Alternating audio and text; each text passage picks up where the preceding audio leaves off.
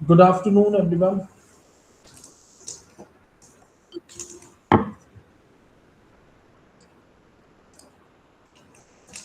चलो 2-3 minute wait करते हैं, सभी आ जाए, फिर क्लास स्टार्ट करते हैं, ठीक है? 2-4 मिनट वेट करते हैं, सब आ जाए, फिर क्लास स्टार्ट करते हैं। मीनवाइल आप बने रहिए, चाहो तो गाना सुन सकते हैं। गाना चला दो गाना।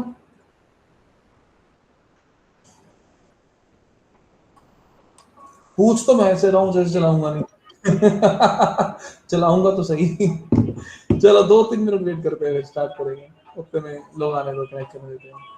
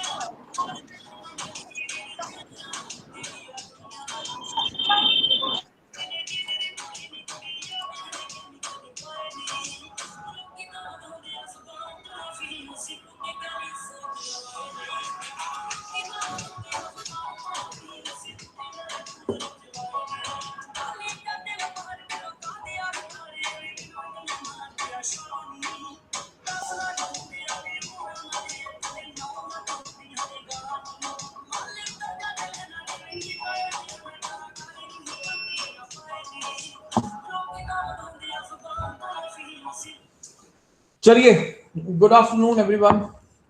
तो हम अपना सेशन स्टार्ट करते हैं।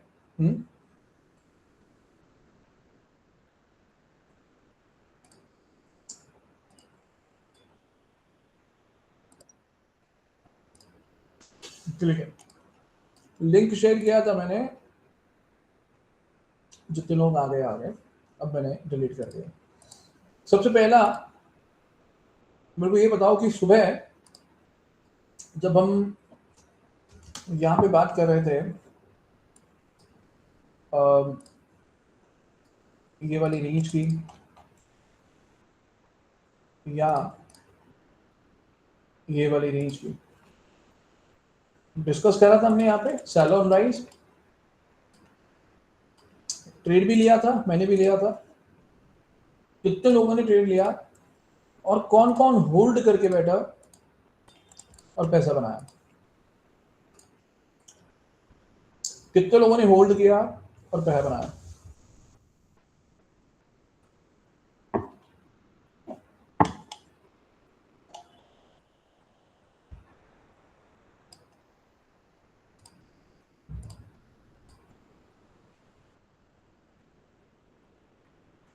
सर मैंने लिया था 24,200 फुट, बहुत तरसाया उसने, ट्रेल एसल कट गया, 4K बुक 4,000 बुक। ओके, मेरे पास था बट होल्ड नहीं किया। ओके सर, बट बड़ा मूव मिस किया। ऑलराइट, बाकी के लोग कहाँ हैं भाई? 30 लोग बैठे हो, रिप्लाई 4 आए हैं, 4 नहीं 3 आए हैं। सो गए, नींद आ गई भाई, चाय मंगवाओ सबके लिए। अगेन एंट्री किया, 50 पॉइंट बुक किया, चलिए बहुत बढ़िया भाई। सर मैंने सुबह लिया, होल्ड भी किया, 90 पॉइंट, ग्रेट। ये 90 पॉइंट्स अमेजिंग, बहुत अच्छी बात है। बाकी के लोग, चलो नो ट्रेड वाले कितने हैं? नो ट्रेड वाले कितने हैं? नो ट्रेड, प्रॉफिट में ट्रेड होल्ड नहीं होता, प्लीज कुछ बताओ।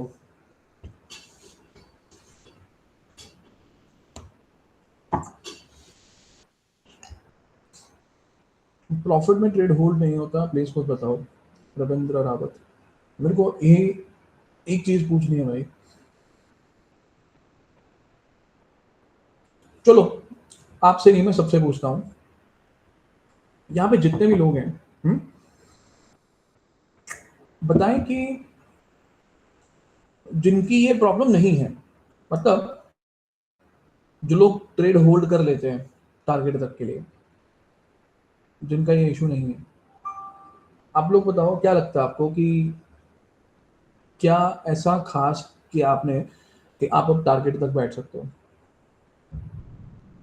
क्योंकि मेरा एक ओपिनियन है ना, मेरे एक्सपीरियंस के हिसाब से, बट अगर 30 में से 5 लोग भी ऐसे हैं जो अपने ट्रेड को होल्ड करते हैं टिल टारगेट, तो वो अपना एक एक्सपीरियंस भी बताएं। No trade in office, okay.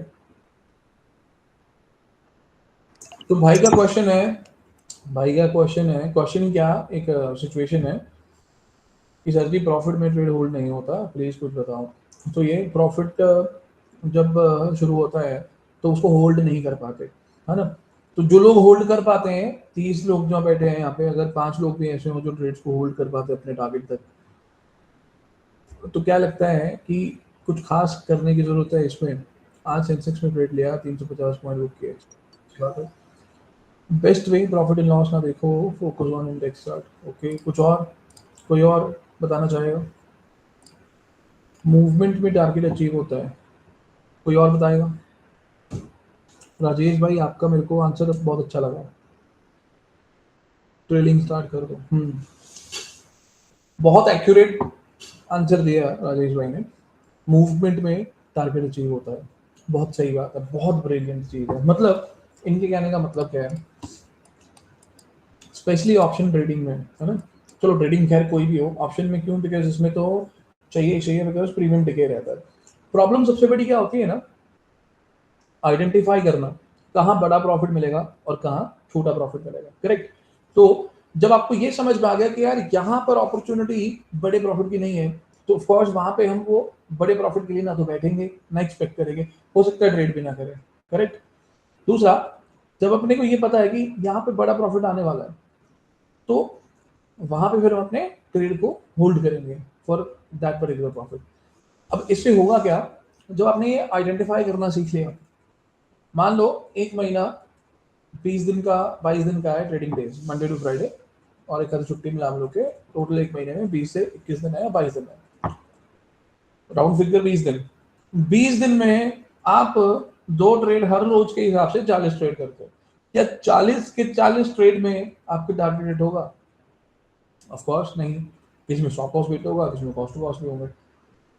40 में से मान लीजिए 10 ट्रेड ऐसे हैं जो बड़ा टारगेट दे रहे हैं। अब बड़ा टारगेट का मतलब क्या है, जैसे निफ्टी, निफ्टी के अंदर मूवमेंट कैसी रहती है, क्या निफ्टी हर रोज 200-250 पॉइंट मूव करता है? नहीं, ऑन एन एवरेज क्या 100 पॉइंट के आसपास, 20-15-20 पॉइंट ऊपर नीचे, है ना।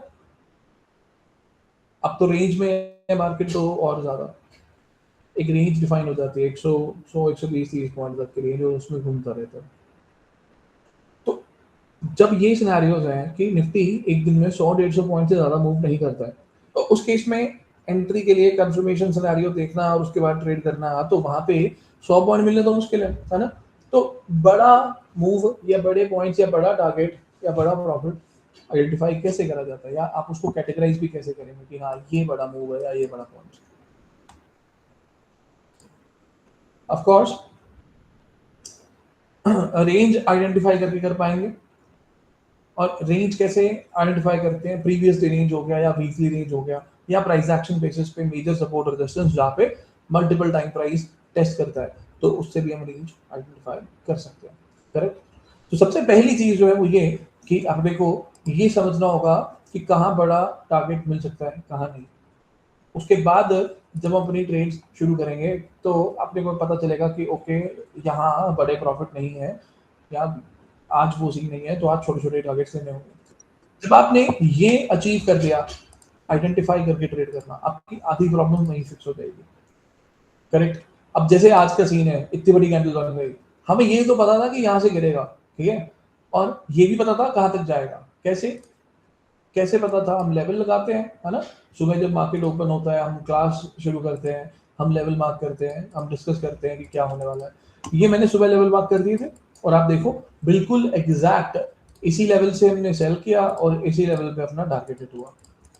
तो जब एक बार आप मार्केट की रेंज डिफाइन कर लेते हो कि कहाँ से कहाँ तक प्राइस जा सकता है, फिर उसमें समझ अपने को आ गया कि हाँ यहाँ एंट्री करूंगा तो बड़ा टारगेट मिलेगा। और दूसरा, एंट्री करने के बाद कितना समय लगता है टारगेट अचीव करने में।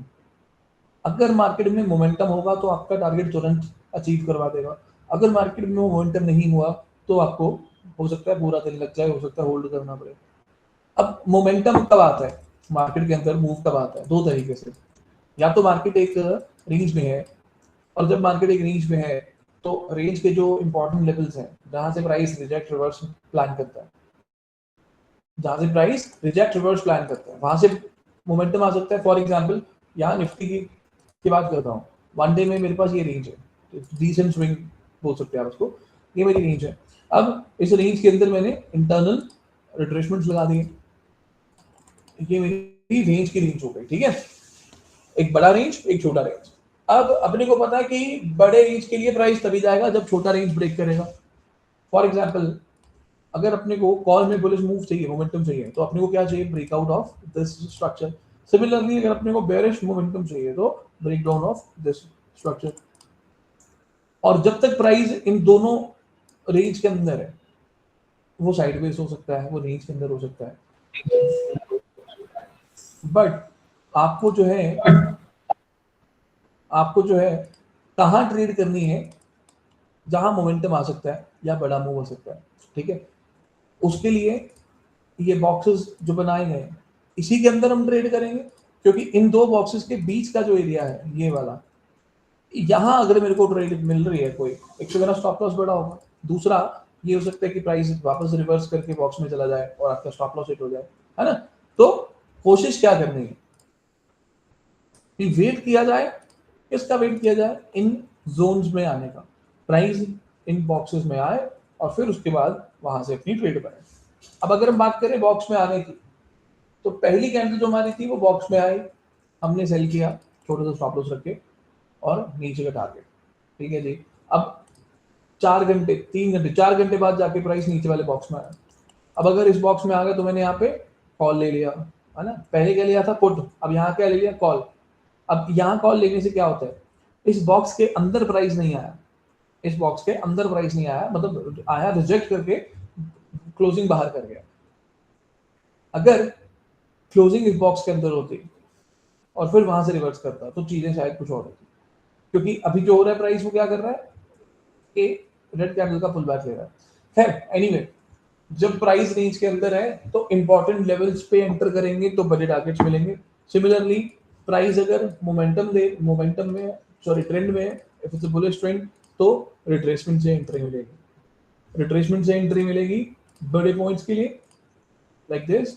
और अगर आप रिट्रेसमेंट ट्रेड नहीं करते हो तो फिर आपको कंटिन्यूएशन ट्रेड करनी पड़ेगी, जिसमें ब्रेकआउट और क्लोजिंग बेसिस पे एंट्री होती है, ठीक है। सिमिलरली अगर बेरिश ट्रेंड है तो उसमें भी रिट्रेसमेंट ट्रेड्स और कंटिन्यूएशन ट्रेड दोनों भी कर सकते हो, कोई एक भी कर सकते हो। तो पहला ट्रेंड आइडेंटिफिकेशन, क्या प्राइस किसी ट्रेंड में है या नहीं।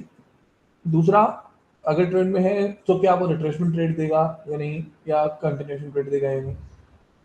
और फिर आगे अपना अगर प्राइस रेंज में है तो इंपॉर्टेंट लेवल्स जहां से प्राइस रिजेक्ट रिवर्स कर सकता है, ठीक है। क्या हमें आंसर मिल गया भाई? जो भाई बोल रहे हैं कि प्रॉफिट में ट्रेड होल्ड नहीं होता, रविंद्र आपको थोड़ा मतलब थोड़ा मैंने एक्सप्लेन करा है इसको, टॉपिक को, क्या आपको आपका आंसर मिल गया?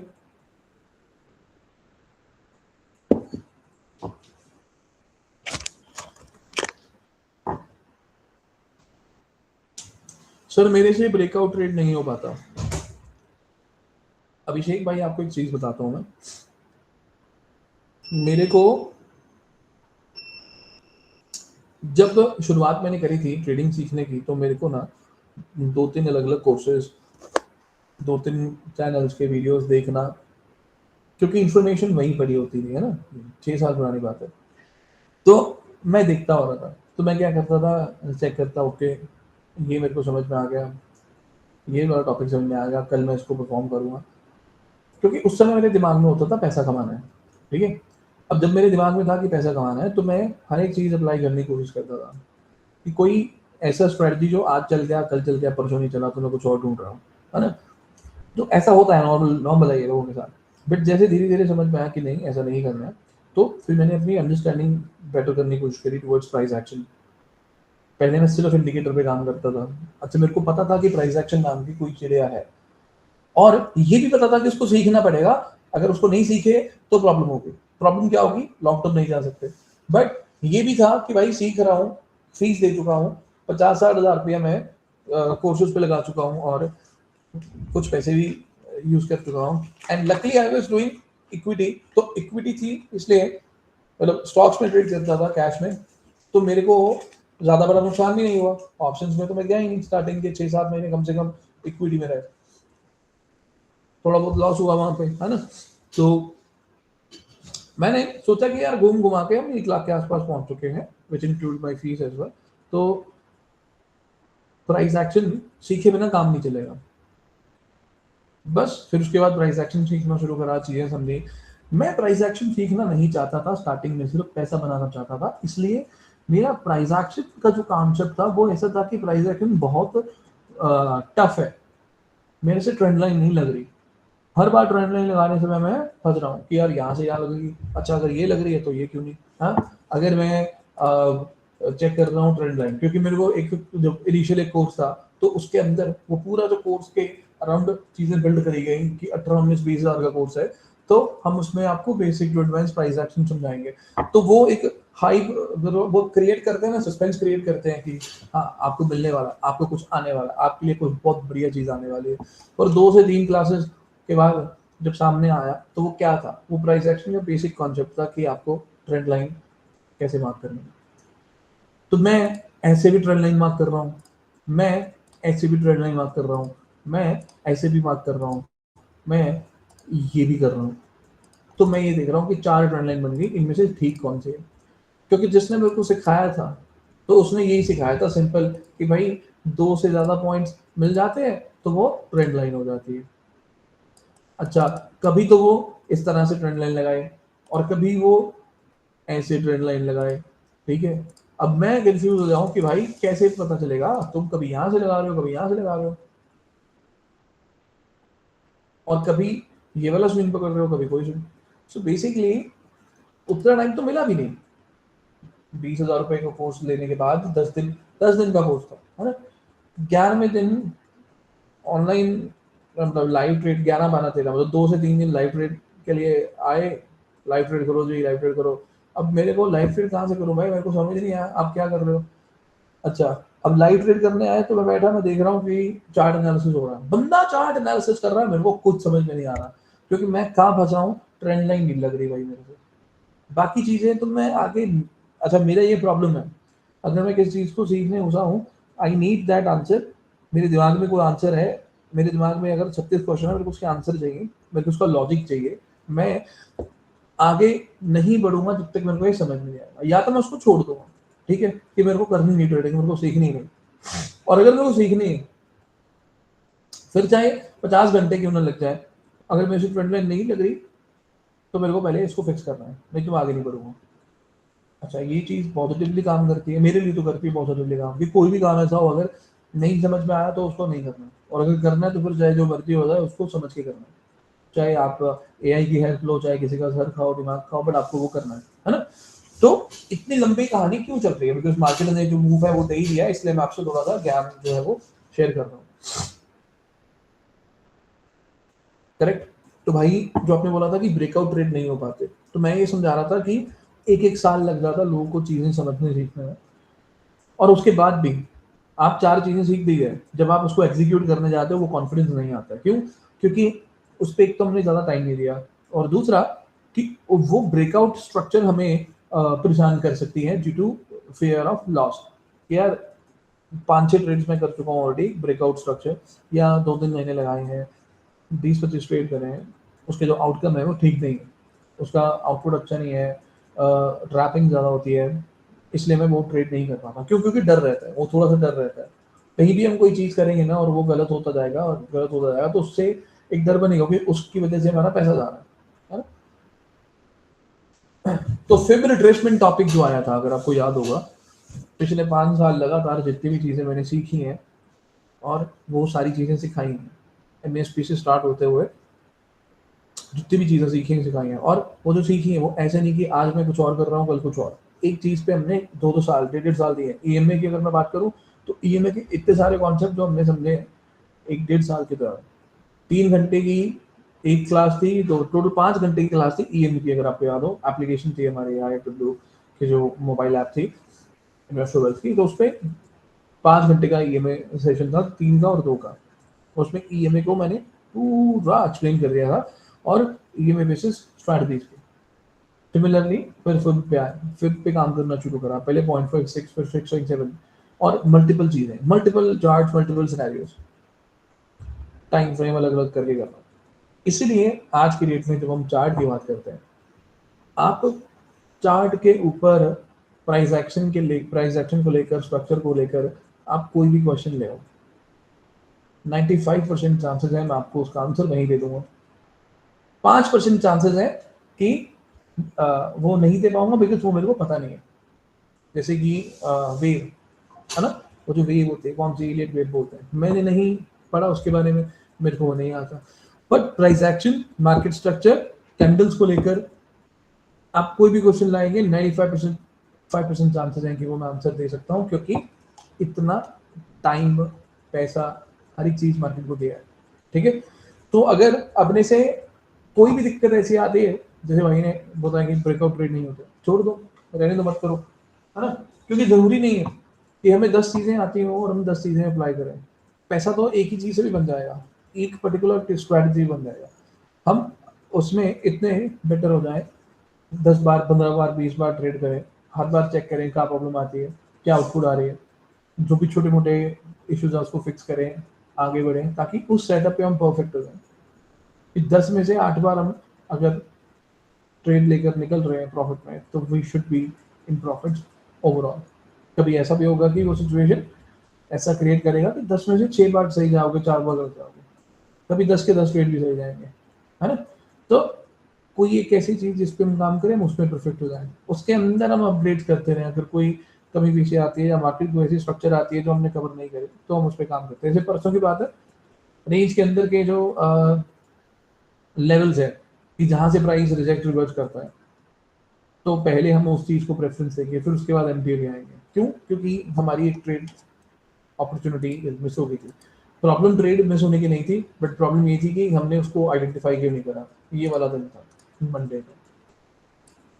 तो मैंने बहुत सीरियसली इस पे काम किया, और आई मेड श्योर कि अब मैं इस पे ये चीज को मिस नहीं करूंगा। इसलिए आज आते ही हमने एमटीए को प्रेफरेंस ना देकर हमने लेवल को प्रेफरेंस दी कि यहाँ से उसको गिरना है। एमटीए उसके बाद की बात है कि हाँ, प्राइस ने जहाँ से गिरना है तो वो गिरेगा, प्राइस एक्शन शुरू करेगा। जैसे कि यहाँ पे स्टार्टिंग का तो एमटीए था, यहाँ पे जब प्राइस उठा, स्विंग बनाया, टू स्विंग, और यहाँ एमटीए एक्टिव हुआ, 12-13 पॉइंट मिले थे। उसके बाद फिर यहाँ प्राइस एक्शन शिफ्ट होना शुरू हुआ। जहाँ प्राइस एक्शन शिफ्ट होना शुरू हो गया है, ये बन गया लो, पिछले हाई के against lower high, lower low. अब this is my MTA trade. But यही क्यों? इससे पिछले भी कोई ट्रेड हो सकती थी, है ना। हमने यही डिस्कस किया।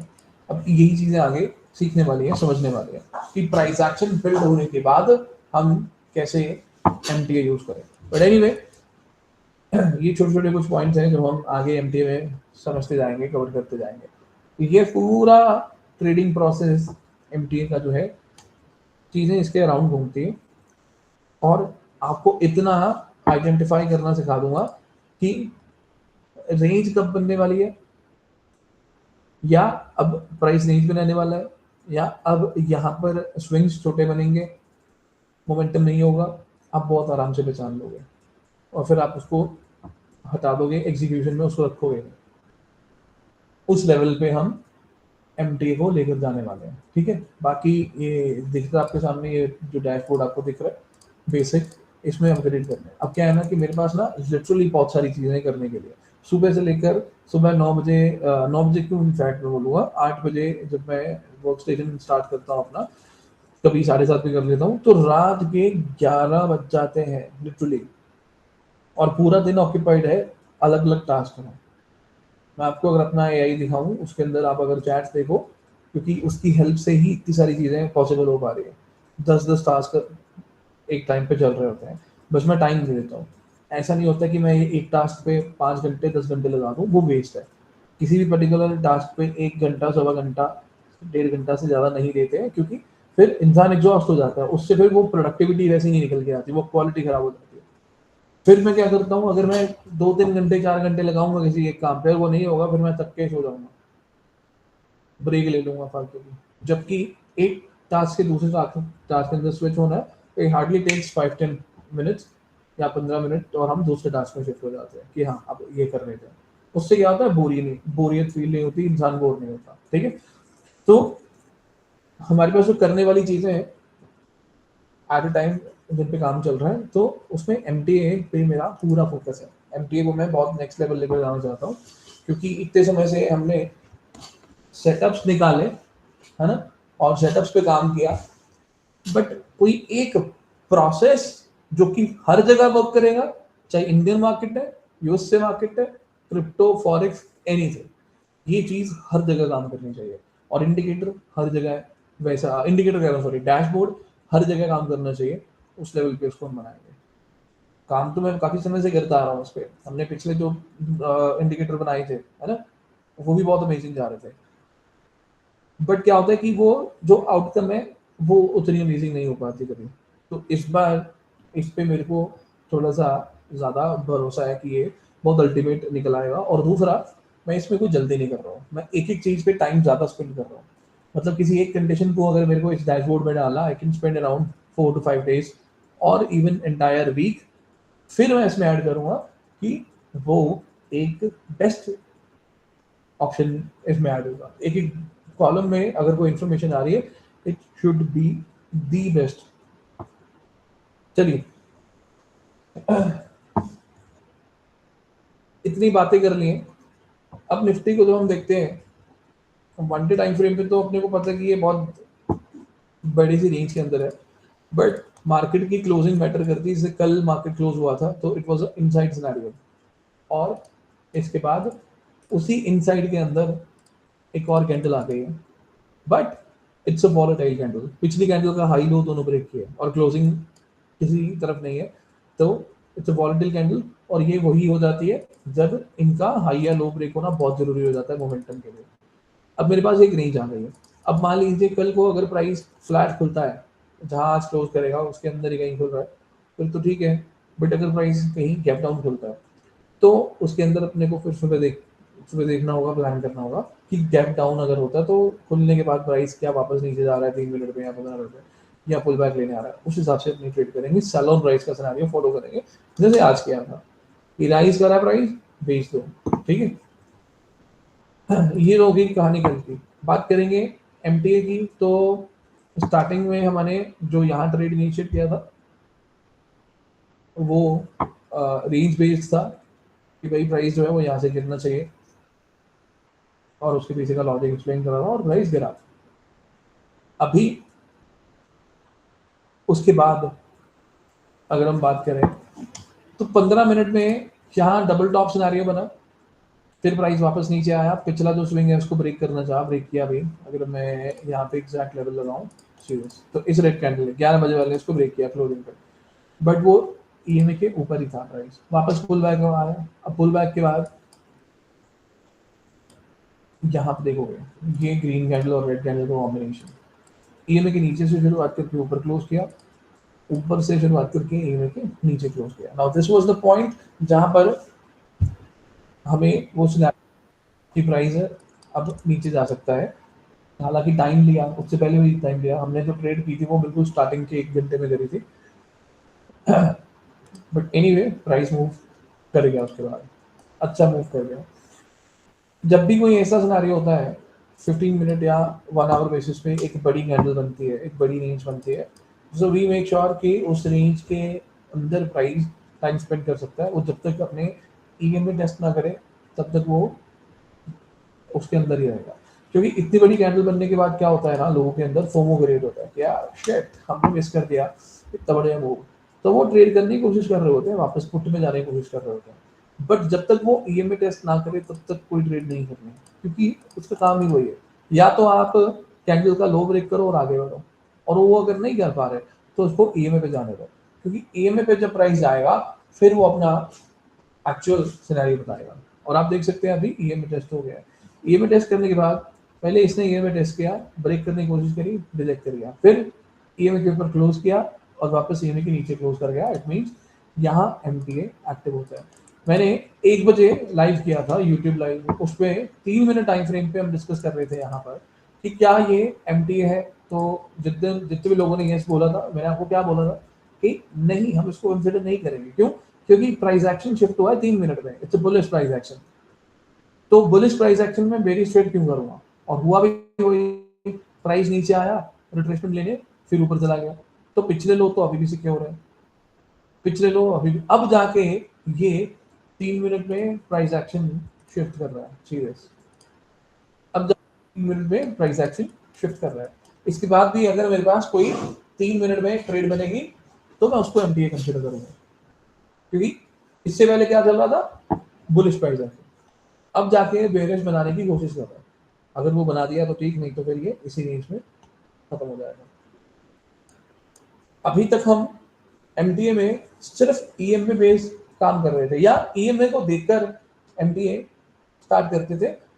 प्राइस एक्शन हमने अब डालना शुरू किया है, और अब यहां से मैं एक प्राइस एक्शन का कॉम्बिनेशन डालने वाला हूं, ताकि आपकी ट्रेड और आसान हो जाए। एमटीए के अंदर प्राइस एक्शन का एक और कॉम्बिनेशन डालने वाला हूं, जिससे कि आपकी ट्रेड और आसान हो।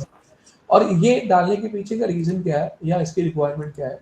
निफ्टी चल जाता है, जिस निफ्टी में हमें चीजें दिख रही होती हैं, रेंज भी दिख रही है, सब दिख रहा है, और निफ्टी के अंदर लिमिटेशन ये है कि 3:30 बजे तक ही चलता है, जबकि क्रिप्टो गोल्ड 24 घंटे चलते हैं। इसलिए उस मार्केट में अपने को ये एमटीए का कॉम्बिनेशन प्राइस एक्शन वाला डालना ही था, उसके बिना फिर मजा नहीं आता। मतलब आपकी अगर कोई ट्रेड बनने वाली है, जैसे कंफर्मेशन में 1 घंटा लग रहा है, हम चाहते हैं कि उसको और कम कर दें। एक्यूरेट कॉम्बिनेशन होना चाहिए, ऐसा नहीं भी सिर्फ ट्रेड लेने के लिए मैं उसको बना रहा हूँ, नहीं, वो एक्यूरेट भी होना चाहिए, चलता भी होना चाहिए, तो वो चलेगा भी, ठीक है। तो इस वीकेंड तक उसको भी मैं डाल के लॉन्च कर दूंगा। उसमें थोड़ी सी और स्टडी करनी है, बैक टेस्ट करना है और लाइव टेस्ट भी, एंड देन उसके बाद फिर मैं उसको लॉन्च कर दूंगा, अब अपग्रेड कर दूंगा अपने एमटीए को। ठीक है, क्लियर है सबको? चाहो तो लिख सकते हैं, it's price action combination in MT for crypto and forex gold. Nifty में भी यूज कर सकते हो अगर जरूरत पड़ती है तो। ओके, 1 बजे कौन सी क्लास हुई थी? नहीं, 1 बजे यूट्यूब लाइव किया था, जब मार्केट ने कैंडल बनाई ना बड़े वाली, तब। सर 121 को एमटीए नहीं था क्या?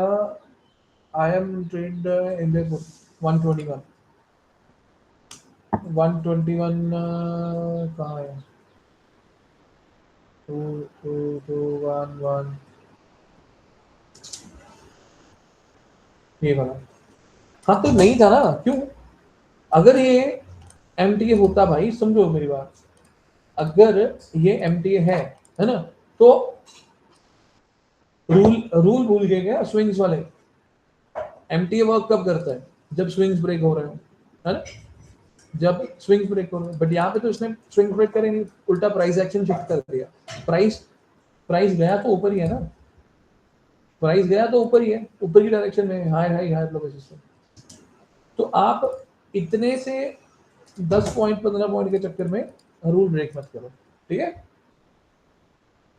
इससे क्या होता है, अगर हम रूल ब्रेक करेंगे इतने से पॉइंट के लिए, तो फिर जो बड़ा मूव आएगा वो आप छोड़ दोगे, छोटे से मूव के चक्कर में बड़ा मूव छोड़ दोगे, ठीक है? देखो ये यही गेम है सर, मैं फिर बोलता हूँ, पेशेंस रिक्वायर्ड है। ट्रेड कहीं भी कर सकते हो, कोई दिक्कत नहीं है, चाहे हर कैंडल में ट्रेड करो, आपके ही हाथ में है, कॉल पुट, बस क्लिक करना है ना? तो ट्रेड कहीं भी करी जा सकती है, बट हर जगह पैसा नहीं बनता। जहां पैसा बनेगा, प्लस जहां कंफ्यूजन कम से कम होगी या नहीं रहेगी, कंफ्यूजन होनी नहीं चाहिए, वो ज्यादा बेटर है वर्सेस कहीं भी ट्रेड करने का लॉजिक। आपको तो पता ही है कितने समय से आप लोग मेरे साथ कनेक्टेड हो, बहुत पुराने लोग भी हैं जो शुरू से कनेक्टेड हैं, 2022 से, 2022 से 4 साल हो गए। हमने इन 4 सालों में हर एक चीज करी है, स्कैल्पिंग करी है, स्विंग करा है, हर तरह का सेटअप यूज किया है, ईएमए, रिट्रेसमेंट, 1 मिनट, 3 मिनट, हर तरह की स्ट्रेटजी बिल्ड करी है, और वो वर्क भी करी है। बट एक टाइम पे जाके हर स्ट्रेटजी की एक लिमिटेशन आ जाती है, वो होता है साइडवेज मार्केट या ओवरऑल मार्केट की स्ट्रक्चर जो अभी चल रही है। अब जब तक कोई चीज मेरे सामने नहीं आएगी, कुछ नया ऐसा जो भाई हमने कभी देखा ही नहीं, तब तक वो चलता रहेगा। जब कुछ ऐसा आया जो कभी देखा नहीं, अब दिख रहा है, तो उसमें चेंजेस आएंगे, राइट? तो 10-12 पॉइंट के लिए हम अपनी एक्चुअल सेटअप की जो पावर है उसको खराब नहीं करेंगे, क्योंकि अभी तो आप 500-700 हज़ार रुपए कमा लोगे, बाद में जब 10,000 कमाने का मौका मिलेगा वो नहीं कमा पाएंगे। तो जो रूल है उसको एज इट इज फॉलो करना है। जब तक कोई भी रूल लगातार 5-6 बार 10 बार खराब नहीं हो जाता, तब तक मैं उस रूल को रखता हूँ, क्योंकि हो सकता है कि सिचुएशन बेसिस पे वो रूल ना चल रहा हो, उसको उस तरीके से फिक्स किया जा सकता है। बट किसी भी पर्टिकुलर रूल को ऐसे रैंडमली हम चेंज नहीं करेंगे एक दो ट्रेड से, वो सिचुएशन बेस्ड हो सकती है ट्रेड्स।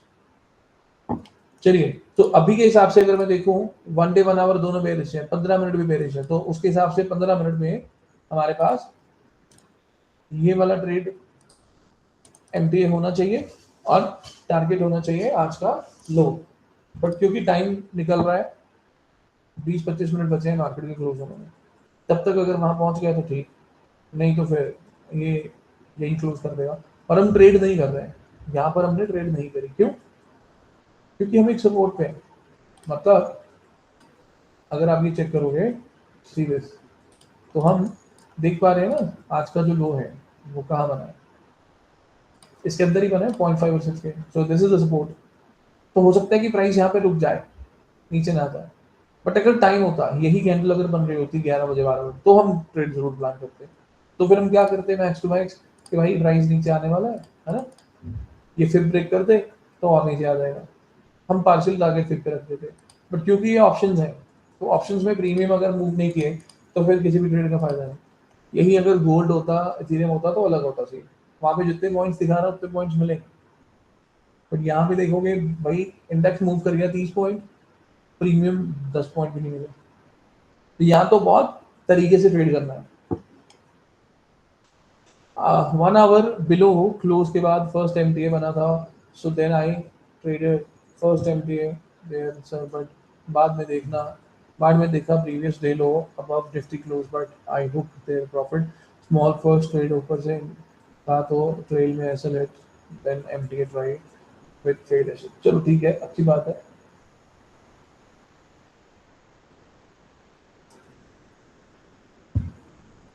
चलिए, तो ये था आज का सिनेरियो निफ्टी को लेकर। और अब इसके बाद बात करेंगे अगर ओवरनाइट की, ठीक है? तो मैं मल्टी टाइम फ्रेम पे आपको दिखाना चाहूंगा कि जिस तरीके से प्राइस चल रहा है ना, it is still above this retracement. मैं अभी ओवरनाइट स्किप करना चाहूँगा क्योंकि प्राइस अभी भी रेंज के अंदर है। रेंज के अंदर होने की वजह से ना ओवरनाइट में बहुत ज़्यादा बढ़िया मूव नहीं। हाँ, कोई न्यूज़ की बेस कुछ हो गया और ट्रम्प ने कुछ बोल दिया, वैसे अभी उतना ही हुआ, एक ही दिन हुआ था बस, है ना? प्राइस नीचे गिरा फिर वापस भी आ गया, तो उतना इशू नहीं है। तो उस लिहाज से देखा जाए तो मैं ओवरनाइट अवॉइड करना चाहूँगा, बट इंट्राडे करना चाहूँगा। गोल्ड को अगर चेक करें भाई, गोल्ड को वनडे पे तो हम देख ही रहे हैं। मैं यहाँ से एक इन्वेस्टमेंट डाल के कुछ डिस्कस करना चाहूँगा।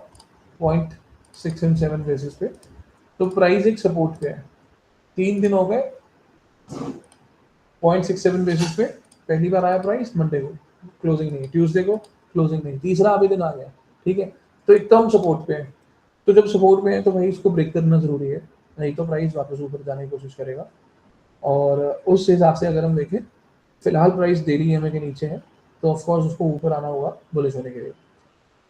तो वनडे में तो फिलहाल हम रेंज एक्सपेक्ट कर रहे हैं। एक्सपेक्ट क्या कर रहे हैं? रेंज दिख रही है।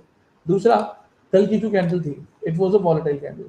तो वॉलेटाइल कैंडल जब भी आती है तो मैं बोलता हूँ आंख बंद करके ट्रेड करो, सॉरी आंख बंद करके समझो कि जब तक इसके हाई लो ब्रेक नहीं होंगे मोमेंटम नहीं आएगा। और इसके बीच में एक रेजिस्टेंस हम लगा देते हैं कुछ इस तरीके से सिंगल कैंडल पे। अब जब हम इसको 1 आवर में देखते हैं तो 1 आवर बेसिस पे एक तो सारे एमटीए बेरिश बता रहे हैं। दूसरा, ये जो लेवल था, ठीक है, ये वाला, तो मार्केट आज अपना जो है वो इसी के अंदर स्टार्ट हुआ, यहीं से रिजेक्ट किया और वापस नीचे आ गया। तो अभी के लिए ये सामने जो मेरी रेंज दिख रही है आपको, तो इसमें एक सपोर्ट देना होगा जो कि ये वाला है, और इसमें भी ऑफ कोर्स 0.67 ही लगेगा। तो दिस इज माय सपोर्ट। अगर प्राइस सपोर्ट ब्रेक कर दिया तो नीचे आ जाएगा, और जो प्राइस एक्शन है लोअर हाई लोअर लो बेसिस वो कंटिन्यू करेगा। बट अगर ऐसा नहीं हुआ तो प्राइस वापस ऊपर जा सकता है। उसके लिए हमें ये देखना था कि हमारी 1 आवर ईएमए टेस्ट होती है नहीं। तो हम देख पा रहे हैं 1 आवर ईएमए काफी टेस्ट हुई है। पहले कहा 6 बज के, सॉरी पहले क्या हुआ था, ये वाली कैंडल देखिए, ये वाली 6:30, इसने क्लोजिंग थी, कंटिन्यू करा। इस कैंडल के बाद 6:30 की कैंडल जो थी, उसके बाद प्राइस ईएमए टेस्ट नहीं करा, लो बना रहा था बट क्लोजिंग नहीं दे रहा था। अब जाके ईएमए टेस्ट हुआ है 1 आवर का। अब यहाँ से आएगा मूव, तो अगर अपने को ट्रेड करनी है तो कैसे करेंगे? 15 मिनट बेसिस पे हम यहाँ पे प्राइस एक्शन चेक कर लेते हैं। 15 मिनट बेसिस पे जो हमने दोपहर में 1 बजे लाइव किया था, तो उसमें मैंने आपको बताया था कि ये पूरा एरिया है, इसको ब्रेक करे प्राइस और ऊपर निकले, अभी भी वहीं पे। हाँ, यहाँ से प्राइस वापस नीचे आता था नया लो बनाने, ये लास्ट लो बना है, उसके बाद पुल बैक जो आया है, तो मेरे पास एक रेंज ये बन गई। अगर ये नीचे जाता है तो वो ये लो ब्रेक करके जाएगा, अदरवाइज अगर ये ऊपर आ रहा है तो ये जो हाई हमने बनाया उसको ब्रेक करके ही ऊपर जाएगा, और इन बिटवीन ये इसको सपोर्ट दे दिया। तो ओवरऑल गोल्ड की ये रेंज बन गई। ऊपर जाने के लिए रेंज को ऊपर से ब्रेक करना होगा, नीचे जाने के लिए रेंज को नीचे ब्रेक करके क्लोज करना होगा, दैट्स इट। तब तक प्राइस रेंज के अंदर है तो आप छोटे मोटे ट्रेड करना चाहो तो कर सकते हैं, नहीं तो ट्रेड अवॉइड। मेरा गोल है या मेरा जो व्यू है वो ये है कि यहाँ से एक बाय ट्रेड लिया जाए और स्टॉप लॉस इसके नीचे थोड़ा सा रखना, और टारगेट फिलहाल के लिए अगर कोई नया लो ना बने तब तक फिलहाल के लिए ये मेरा टारगेट 0.7 तक भी लेके जा सकते हैं।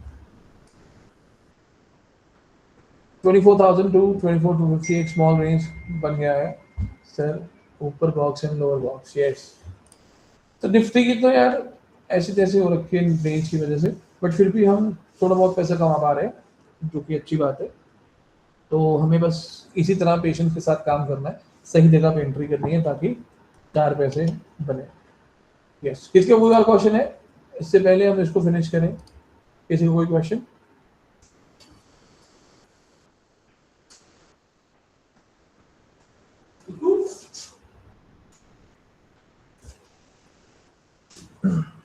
चलिए, अभी यहाँ पर जितने भी लोग हैं जो अपनी डेली लाइव सेशन होते हैं उसमें नहीं है, तो वो ज्वाइन कर सकते हैं, नंबर 1। नंबर 2 कि ये पूरा जो एमटी का प्रोसेस है, ठीक है, धीरे धीरे जैसे जैसे चीज़ें आती जाएंगी मैं अपने पेड बैच में उसको शेयर करता जाऊंगा। When we talk about gold, Ethereum, ये जो हमारे अदर सेगमेंट्स हैं, उसके अंदर चेंजेस के साथ सेटअप जो बनता है, प्रोसेस जो बनता है, वो मैं वहाँ लाइव स्ट्रीम में डिस्कस करता जाऊंगा, जो कि रात को 11 बजे होती है। फिलहाल उसका टाइम वही है, ये वाला पूरा हफ्ता निकलता है, और फिर हम देखेंगे कि अगर अपने को टाइमिंग चेंज करनी होगी तो हम अपने हिसाब से करेंगे, ठीक है। सर मैंने शॉर्ट किया था गोल्ड 30 को 15 मिनट है स्विंग लो तक होल्ड कर सकते हैं क्या? 0.01, ओके। तो ओके 30,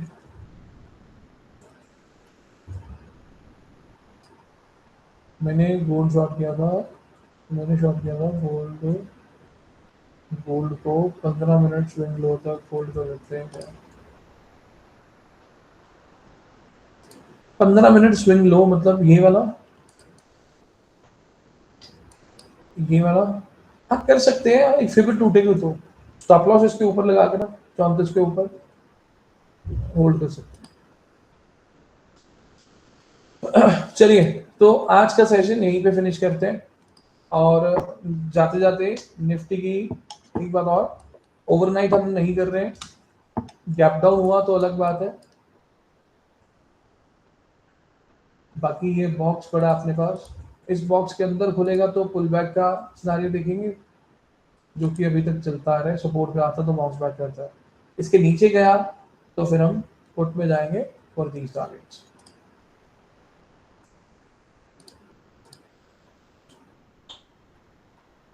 इवनिंग लाइक कब होता है? रात को 11 बजे, रात को 11 बजे।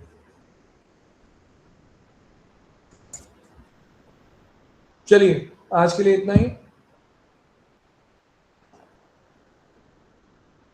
इवनिंग स्ट्रीम में मिलते हैं।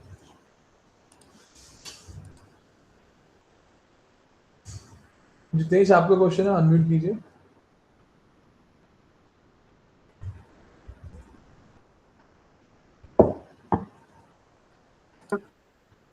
सर जैसे एमटीए के बारे में क्वेश्चन है कि समटाइम मान लीजिए कि एक ओवर में कैंडल क्लोज कर गई और 30 मिनट में भी क्लोज कर गई, लेकिन 5 मिनट्स या 3 मिनट में नहीं क्लोज की, तो मतलब सबसे बेस्ट टाइम फ्रेम कौन सा प्रेफर करना चाहिए भी जहाँ हम 1 ओवर में ट्रेड कर सकते हैं? देखो, जो बड़ा टाइम फ्रेम क्लोजिंग आएगा ना, जी जैसे यहाँ पे निफ्टी की एग्जांपल लूं, ये डे लो था, उसके नीचे 1 आवर क्लोज कर गया, ठीक है। जब बड़े टाइम फ्रेम जी में कैंडल क्लोज होता है तो इमीडिएट बेसिस पे उसका लो ब्रेक होना चाहिए कंटिन्यू करने के लिए, अदरवाइज ओके प्राइस फिर रेंज में जाता है रीटेस्ट करने। जी क्या रीटेस्ट करने? ईएमए, ठीक है और हो सके तो ईएमए के साथ फिब भी, जैसे यहाँ पे सिंगल कैंडल फिब लगा दी, दोनों टेस्ट कर लिए, फिब भी टेस्ट कर लिए, ईएमए भी। अब वो वापस नीचे निकलेगा, बट उसको नीचे निकलने के लिए जो मूव चाहिए वो अभी शायद नहीं मिलेगा, बिकॉज टाइम भी खत्म हो गया। जी यस जितेश, आपका क्वेश्चन।